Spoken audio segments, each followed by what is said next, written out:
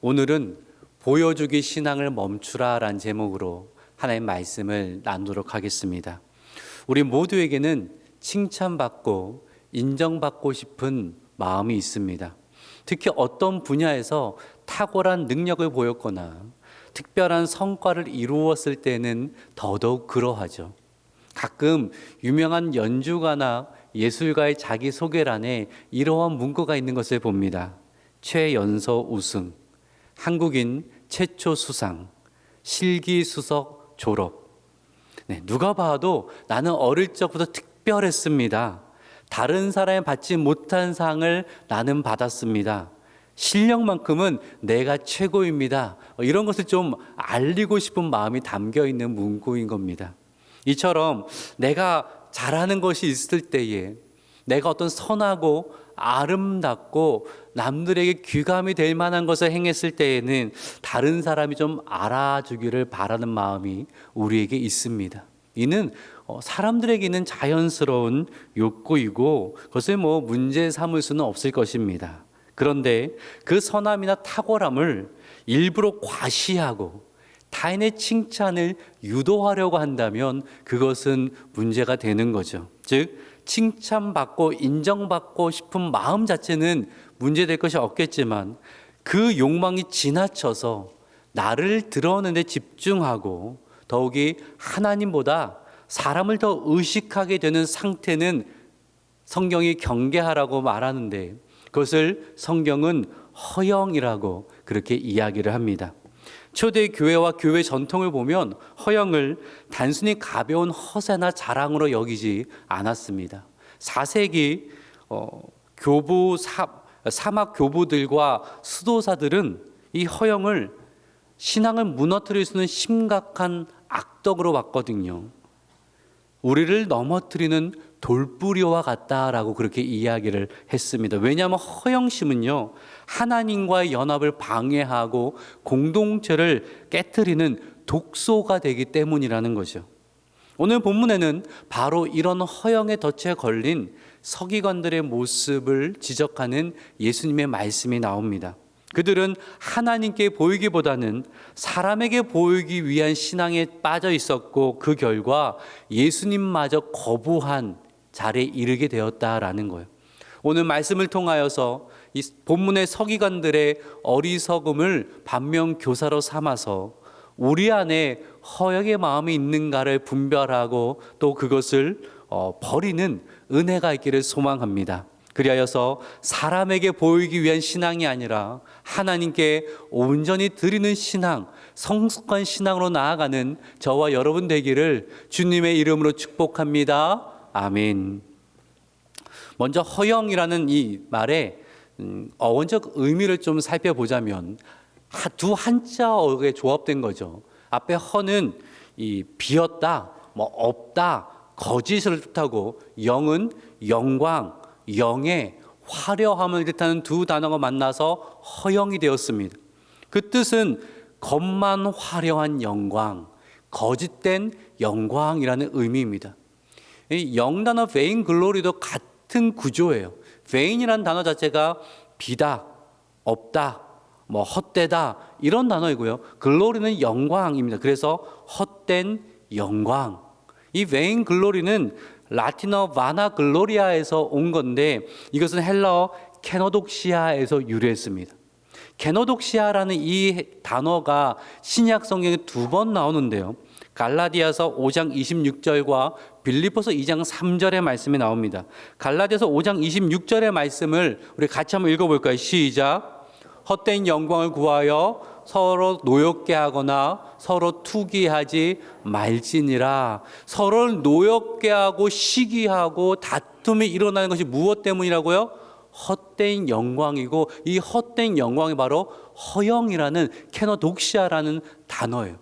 허영 때문에 서로 노엽게 하고 서로 투기하지 말라라는 거예요. 그리고 빌립보서 2장 3절을 보니까 같이 한번 읽어볼까요? 시작. 아무 일에든지 다툼이나 허영으로 하지 말고.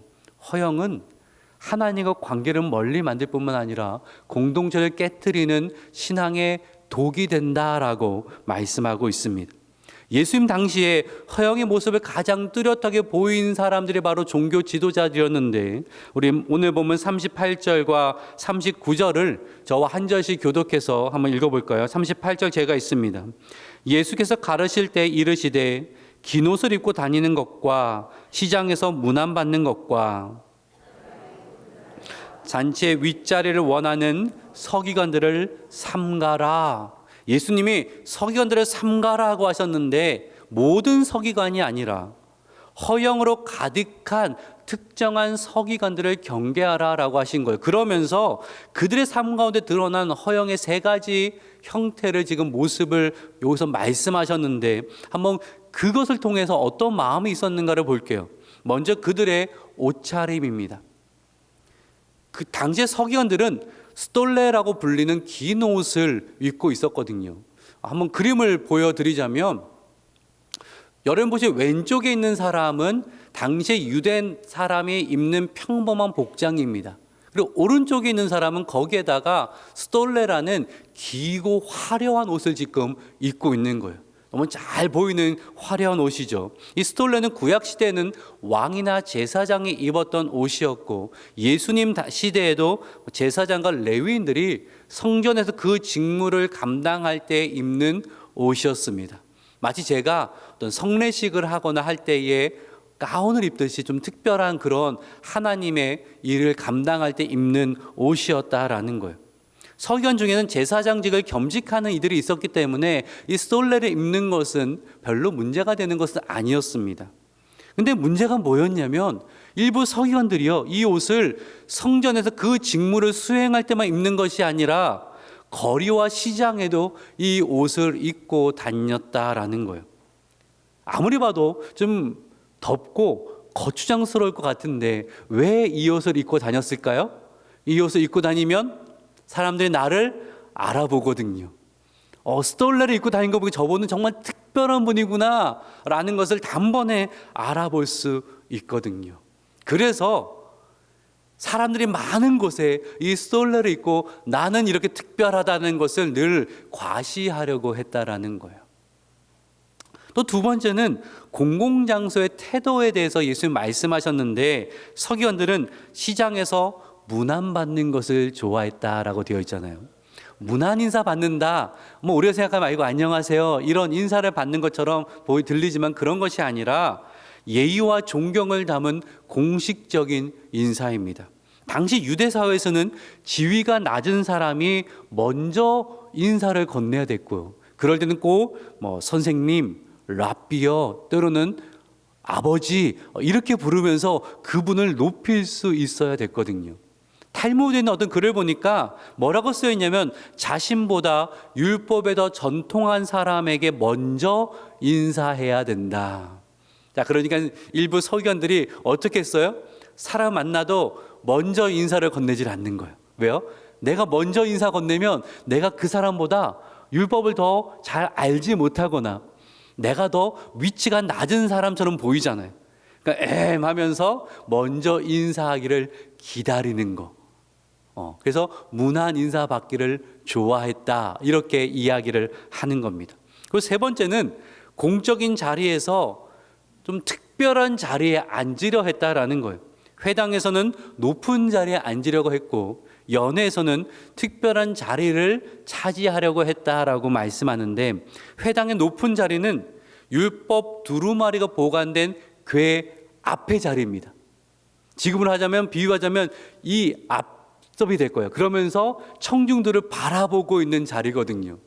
이 자리는 늘 존경받고 있는 분들, 그 당시에 원로 장로나 율법 교사나 아주 특별한 손님에게 주어진 그러한 영예로운 자리인데, 이 서기관들이 회당에 참여하면 그 자리에 가서 먼저 앉았다라는 거예요.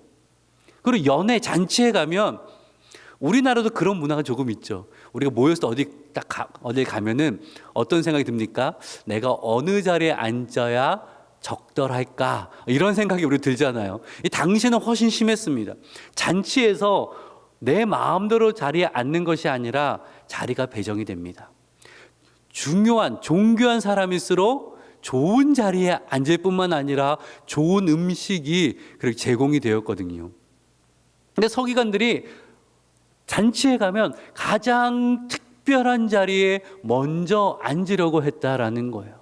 늘 특별하게 대접받고 나를 좀 알아봐 주기를 원했다라는 것입니다. 스톨레를 입고 다니고 먼저 문안 인사를 받기를 원했고 어디에 가든지 대접받는 자리에 앉기 원했던 서기관들의 이 모습, 이것을 한마디로 정의하자면 보여주기 신앙이었다라는 거예요. 보여주기 신앙. 자신들이 가진 지식, 신분, 지위, 경건함을 사람들이 알아봐 주기를 늘 바랬던 것입니다. 사람들의 칭찬과 존경을 즐길 뿐만 아니라 그것을 요구하고 다녔다라는 거예요. 그러면서 그들의 신앙은 하나님 향한 진정한 믿음과 경외로 나아간 것이 아니라 늘 이미지가 어떠한가, 사람들에게 나는 계속 경건한 이미지로 보일까, 이것만 신경 쓰면서 다녔다라는 거예요. 그 결과 어떤 일이 있었어요? 하나님의 아들이신 예수께서 이 땅에 메시아로 구원자로 오셨지만 이들은 예수님을 거부했습니다. 왜냐하면 이들은 예수님이 그들의 의로움을 인정하며 존경하고 높여준 것이 아니라 그 안에 속에 있는 그 외식함을, 추악함을 드러내셨거든요. 사람들 앞에서 망신을 주셨거든요. 그러니까 진리의 말씀을 듣지만 거부했다는 거예요. 허영의 마음이 메시아를 거부하는 결정적인 걸림돌이 되었다라는 거예요. 더군다나 여러분, 나를 부각시키는 또 하나의 방식은 뭡니까? 누군가를 깎아내리면 되는 겁니다. 그래서 이 서기관들은 늘 공동체 안에 구분을 지어요. 누가 더 의로운 자인가? 누가 더 높은 위치에 있는가? 누가 더 자격이 있는가? 그 기준을 가지고 사람들은 늘 평가를 하는 겁니다. 그러면서 정죄한 저 사람은 의롭지 못하다, 저 사람은 위치가 낮다, 저들과는 놀지 말아라, 함께 식사도 하지 말아라, 구분짓기를 좋아했다라는 거예요. 공동체를 하나 된 것이 아니라 구분짓고, 그래서 시기하게 만들고, 그리고 어떤 일은 낙심하게 만들었다라는 거예요. 이것이 비단 서기관들만의 모습일까요? 사실은 우리의 이야기고, 오늘 서기관দের 모습은 우리의 신앙을 돌아보게 하는 거울이 된다라는 것입니다. 여러분, 우리가 무언가 선한 일을 했을 때에, 사람들 안에서 귀감될 만한 일을 했을 때에, 특별한 헌신을 했다고 여길 때에, 그때야말로 허영의 덫에 걸리지 않도록 각별히 조심해야 된다라는 거예요. 영국의 기독교 작가 C.S. 루이스 작품 중에서 스크루테이프의 편지라는 책이 있습니다.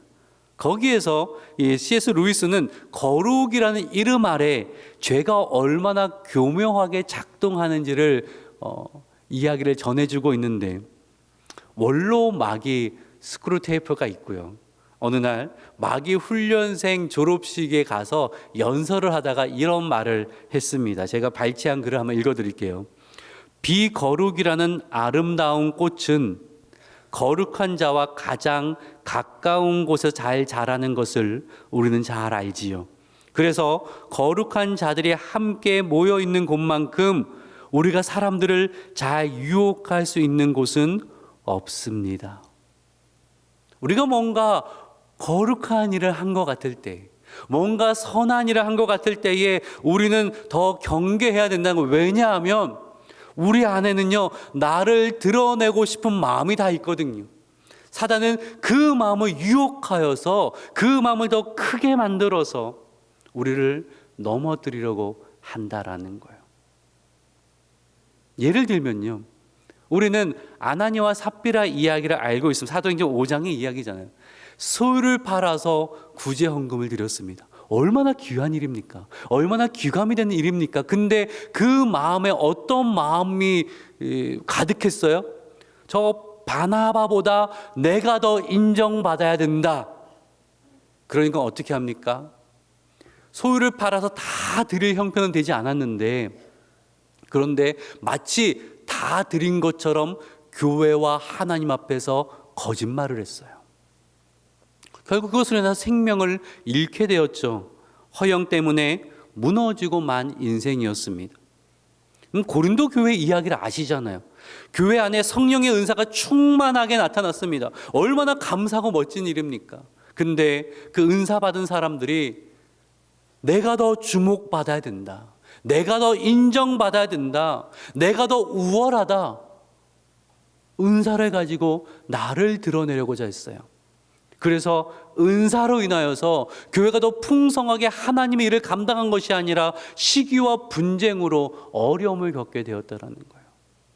은사가 풍성히 나타난 그 거룩한 현장에 자신을 드러내고자 하는 허영이 가득하게 되면서 교회가 어려움을 겪게 되었음을 우리는 알고 있습니다. 사랑하는 여러분, 우리의 신앙이 사람에게 보여주기 위한 것이 될 때에 정작 하나님은 보이지 않게 됩니다. 하나님의 음성에 귀를 기울이는 것이 아니라 사람들의 나에 대해 뭐라고 말하는가, 거기에만 귀를 기울이는 거예요. 하나님 마음을 살피면서 내가 하나님 마음에 합한 자인가를 고민하고 기도하는 것이 아니라 사람들을 의식하면서 살게 된다는 거예요. 그 결과 하나님과는 멀어지고 공동체의 하나됨을 흔드는 그러한 이 서기관들의 길을 걸어가게 된다라는 거죠. 자, 그러면 우리는 보여주기 신앙을 좀 멈추려면 어떻게 해야 할까요? 저는 예수님과 사도 바울에게서 그 본을 좀 찾습니다.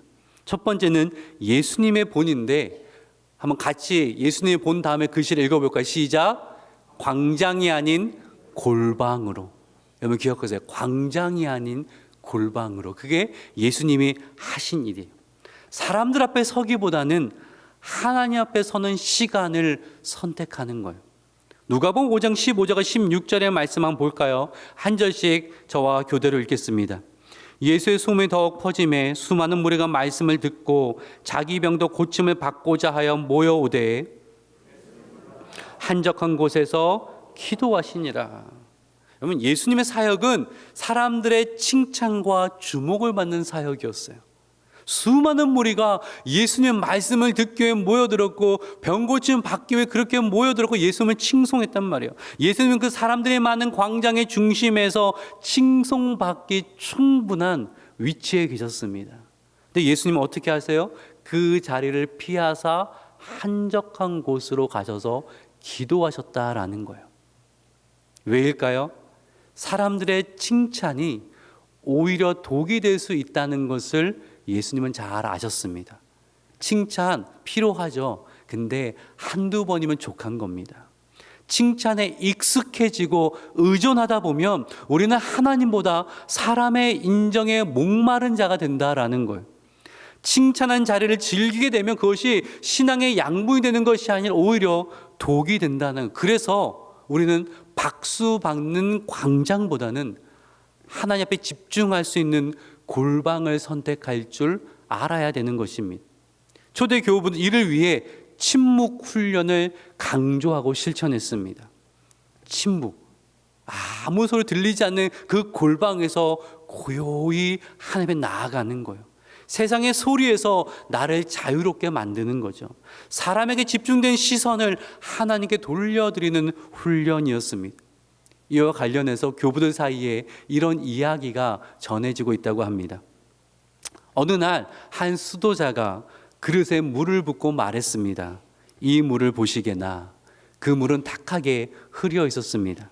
좀 시간이 지나서 다시 말합니다. 자, 이제 물이 얼마나 맑아졌는지 한번 보게나. 그들이 들여다보니까 탁한 물이 이제는 얼굴이 비춰질 만큼 맑게 바뀌어 있었습니다. 그 수도자가 이렇게 말을 이어갔습니다. 군중 속에 사는 사람은 이 흐린 물과 같다네. 소란과 분주함 때문에 자기 죄를 보지 못하지. 그러나 조용해지고 혼자 있게 되면 비로소 자신의 결점을 깨닫게 된다네. 우리는 혼자의 시간이 필요합니다. 하나님과 조용히 단둘의 시간이 필요하다는 거예요. 세상의 소리에서 벗어나고 사람들의 평가에서 벗어나고 내 이미지를 잘 꾸미고자 하는 내면의 압박에서 벗어나서 하나님 앞에 조용히 나 자신을 돌아보는 시간이 반드시 있어야 됩니다. 그 골방에서 진짜 내가 어떠한가를 보고 나를 드러내고자 하는 마음을 내려놓을 수 있어야 되는 거예요. 하나님만을 바라보는 신앙, 사람이 앞이 아니라 하나님 앞에 설 수 있는 신앙인이 되어야 한다라는 것입니다. 자, 두 번째, 바울의 본은요, 어떤 것이었는가? 한번 읽어볼까요? 시작. 진짜 영광 구하기. 진짜 영광 구하기. 바울은 가짜 영광이 아니라 진짜 영광을 구했던 사람입니다. 한 가지 예가 사도행전 14장에 나와요. 바울과 바나바가 루스드라에 가서 복음을 전하고 있을 때에 나면서부터 걷지 못하는 사람을 일으켜 세우는 고쳐준 놀라운 기적을 행했습니다. 그러자 이를 본 사람들이 바울과 바나바를 향하여서 신이 사람으로 오셨다 이렇게 외치기 시작했어요. 그들을 극진 높이고 친송했습니다. 온 도시가 들썩이고 있었어요. 사람들이 신처럼 바울과 바나바를 모셨습니다. 얼마나 멋진 순간이에요. 바울과 바나바 그곳에서 누릴 수 있는 영광은 실로 대단했을 것입니다. 근데 바울은 그 영광을 단호히 거절합니다. 옷을 찢으면서 이렇게 외치는데 사도행전 14장 15절의 말씀을 같이 한번 읽어볼까요? 시작. 어찌하여 이런 일을 하느냐? 우리도 여러분과 같은 성정을 가진 사람이라. 왜 바울이 사람들의 칭찬과 높임을 거부했을까요? 그것은 진짜가 아니기 때문입니다. 그 영광은 진짜가 아닌 것을 알기 때문이에요. 사람의 칭찬과 영광에 취해서 살아가면 헛된 것을 따라 사는 거. 왜요? 사람들은요, 마음에 들면 침이 마르도록 칭찬하다가 마음에 들지 않으면 금세 얼굴을 돌려버려요. 예수님께서 종려주일에 예루살렘 입성하실 때 사람들 어떻게 했습니까? 호산나를 외치며 종려나무를 흔들며 옷을 깔아드리며 예수님 환호했습니다. 근데 불과 며칠 지나지 않아서 예수에게 등을 돌리고 예수를 십자가에 못 박아라고 외쳤거든요. 사람들의 칭찬과 그 환성이 얼마나 더덥고 위험한 것인지, 사람들에서 얻는 영광이 얼마나 빨리 사라지는 것인지 바울은 잘 알고 있었어요. 바울은 자신이 누구인지 늘 기억했습니다. 그는 하나님의 심부름꾼이에요. 하나님의 심부름꾼이에요. 그를 통해 드러난 놀라운 일들이 있다면 그것은 바울의 것이 아니라 하나님의 선하심이 드러난 결과라는 것을 바울은 잘 알고 있어요. 심부름꾼에는 아무 공로가 없는 거죠. 그저 바라는 것은 주인의 칭찬과 주인이 주는 영광입니다. 초대교회 교부 어거스틴이 어느 설교에서 이렇게 말을 했습니다. 너무 인상적이어서 제가 좀 가져왔는데 읽어볼게요. 나는 그저 웨이터입니다.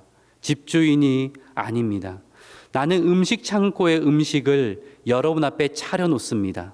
나도 그 음식 창고의 음식을 먹고 삽니다. 나는 주인의 창고, 집주인의 잔치에서 음식을 가져와서 차려놓습니다. 제가 이 문장을 읽으면서 밑줄을 계속 그었습니다. 그리고 제 자신을 이야기합니다. 나는 웨이터다. 집주인이 아니라 나는 웨이터다. 혹시 여러분이 제 설교를 듣고 은혜를 받으셨다면 그 은혜는 하나님이 주신 것입니다. 저는 하나님의 선한 것을 전달했을 뿐입니다. 저는 웨이터에 불과합니다. 여러분이 귀한 헌신했을 때에 누군가 칭찬받을 만한 그러한 일을 했을 때 기억하십시오. 나는 웨이터입니다. 나는 웨이터입니다. 주인의 음식이 사람들에게 힘이 되고 기쁨이 되고 위로가 되면 그걸로 기뻐하면 됩니다. 주인의 선한 것이 아름다운 것이 드러난 것으로 기뻐하면 됩니다. 그리고 하나님의 신실한 자로 나아가면 되는 거예요. 그것이 우리가 구해야 할 진짜 영광이라고 그렇게 성경은 말씀합니다. 사랑하는 여러분, 주인 대신 하나님께 돌려야 할 영광을 심부름꾼인 우리가 차지하려고 하면 되겠습니까? 하나님의 선하심이, 하나님의 아름다운 것이 나를 통해 드러날 때에 하나님 감사합니다. 하나님의 선함이 드러난 것에 감사합니다. 그렇죠? 제가 설교를 준비하면서 한 주간 나름 애쓰며 준비하는데 그 이후에 어떤 마음이 들어야 되겠습니까? 성도 은혜 받은 하나님 감사합니다. 하나님의 선함 진리의 말씀이 그들의 삶을 변화시킨 것에 참으로 감사합니다. 이 고백이 나아가야 되지. 하나님, 내가 나의 똑똑함이 하나님 드디어 드러났군요. 뭐 이러면서 나를 드러내려고 한다면 그것은 하나님 앞에 옳은 모습이 아니라는 거예요. 그래서 어떻게 해야 돼요? 하나님의 선한 것이 드러났을 때 나는 어디에 있어야 돼요? 그 광장에서 즐기지 마시고 그때 나는 골방으로 가야 되는 거예요. 하나님께 감사하면서 하나님의 선한 것이 드러남에, 하나님의 아름다움이 드러남에 감사하면서 나는 골방으로 들어가서 하나님께 더 가까이 나아가야 된다라는 것입니다. 말씀을 정리를 합니다. 오늘 우리는 예수님 말씀을 통하여서 보여주기 신앙의 허영의 실체가 무엇인가를 살펴봤습니다. 서기관들은 사람들의 보이기 위해서 종교적 행위를 했습니다. 나의 의로움을 드러내기 위하여서 때론 사람들을 낮추고 자신을 과시했습니다. 그 결과 하나님과 멀어지면서 예수님마저 거절하고 말았습니다. 근데 예수님은 광장이 아니라 골방으로 가셨죠. 바울은 사람의 칭찬이 아니라 하나님의 영광을 구하는 심부름꾼의 자세로 살아갔습니다. 오늘 우리도 세상의 인정과 사람의 평가를 즐기며 휘둘리는 인생이 아니라 하나님 앞에 조용히 머무는 신앙을 회복해야 된다라는 거예요. 세 가지를 읽으면서 우리가 결론으로 삼았으면 좋겠습니다. 우리 자막이 준비되었나요? 네. 한번 1, 2, 3인데 첫 번째 한번 읽어볼까요? 시작. 사람 앞에서의 칭찬보다 하나님 앞에서의 신실함을 더 귀하게 여기라. 사람 앞에 칭찬, 그것도 좋죠. 하지만 하나님 앞에 나는 신실한 자인가? 이것을 더 귀하게 여겨야 됩니다. 두 번째 중간 문장 한번 읽어보고 시작. 눈에 띄는 자리를 추구하기보다 보이지 않는 골방에서 하나님을 찾는 자가 되라. 어디를 더 추구해야 돼요? 골방에서 하나님을 찾는 것을 더 추구해야 돼요. 세 번째, 마지막 문장 같이 읽어보고 시작. 가짜 영광을 거절하고 진짜 영광 기다릴 줄 아는 성숙한 믿음을 지니라. 사람이 주는 영광은 빨라요. 그래서 자꾸 글로 가려고 그래요. 아니요. 하나님이 주시는 진짜 영광을 기다릴 수 있어야 돼요. 그것이 신앙의 성숙함입니다. 여러분, 그래서 우리가 보여주기 신앙에서 벗어나서 보여주기 신앙이 아니라 하나님께 온전히 드리는 신앙으로 하나님이 기뻐하시며 하나님이 인정하시는 성숙한 신앙으로 나아가게 되기를 주님의 이름으로 축복합니다. 아멘. 기도하겠습니다.